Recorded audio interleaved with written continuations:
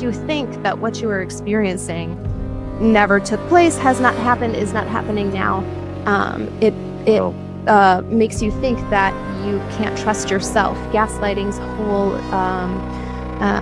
reason that narcissists employ this is to get you to doubt yourself and to rely more heavily on the narcissist, so that the narcissist seems to be like the only person who knows your true north, the person who can really give you the validity of the things that you've been experiencing are only found from your interaction with the narcissist.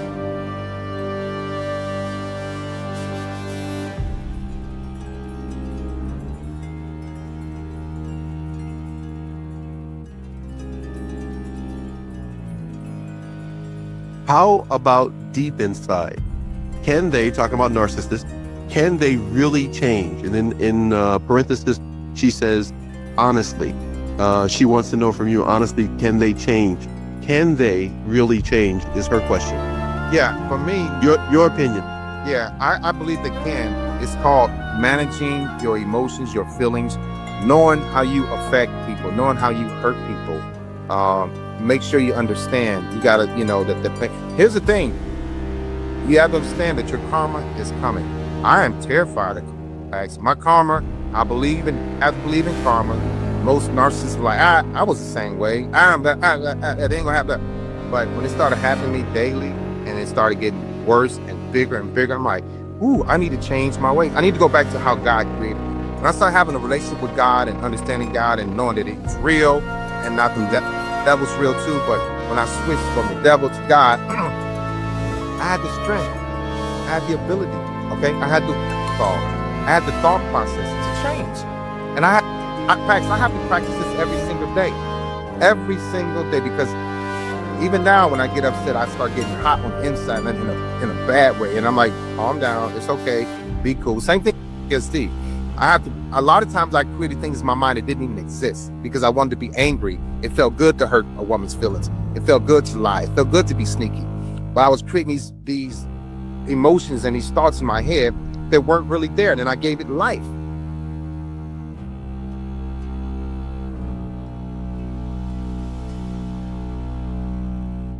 If she's dealing with this constructed confusion on purpose, any advice for her? Yeah, don't date a demon.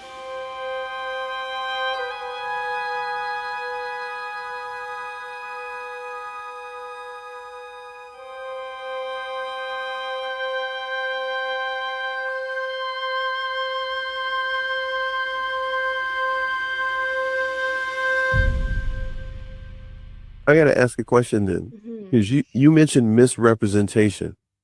So this is deliberate than what you're saying. So the trauma bond, you're exactly right, can happen quite quickly for some people, less than 2 days. We're not talking about an extended period of time as we might imagine, 6 months or a year, but 2 days of non-interrupted connection with that person is enough to develop this trauma bond.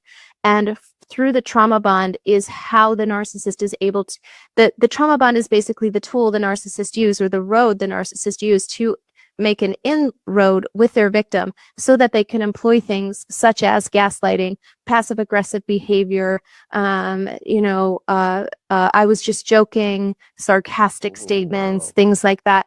And so they will use the fact that they know that that person is trauma bonded to them. In other words, they are addicted to the way that they feel when they are with or around that person. And the narcissist is very well aware of that. So great question. It does not need to be a long period of time, meaning over a year, dealing with this for over a year. It's easy to lose who you are, your sense of self, your sense of identity, your self-esteem, and things of that nature. And when this happens, you can absolutely see that the abuse is escalating during this time, because the narcissist knows that there isn't any limit that they could push you to that you wouldn't be willing to take at that point. But actually the whole time they're playing with that person's mind and emotions and their heart.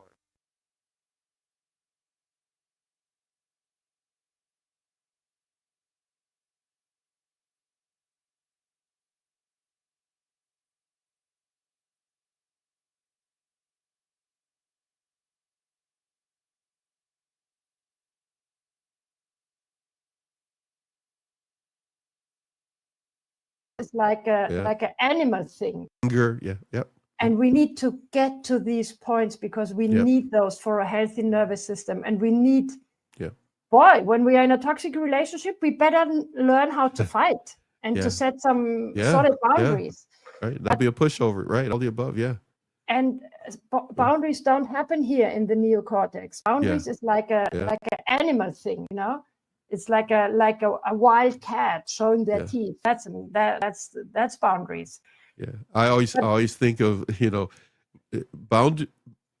setting up boundaries is like you're trying to be prepared or prevent a problem without causing a problem. Yeah. And a boundary really does that for you if you're just aware. And it's the same thing with boundaries. Boundaries play a really big part of us understanding that we're just trying to call a timeout, to understand the whole playing field. We're not trying to put people and take them out of the game or put them on the bench. We're not worried about how they're playing the game. Just need a boundary here so I can try to process what's going on.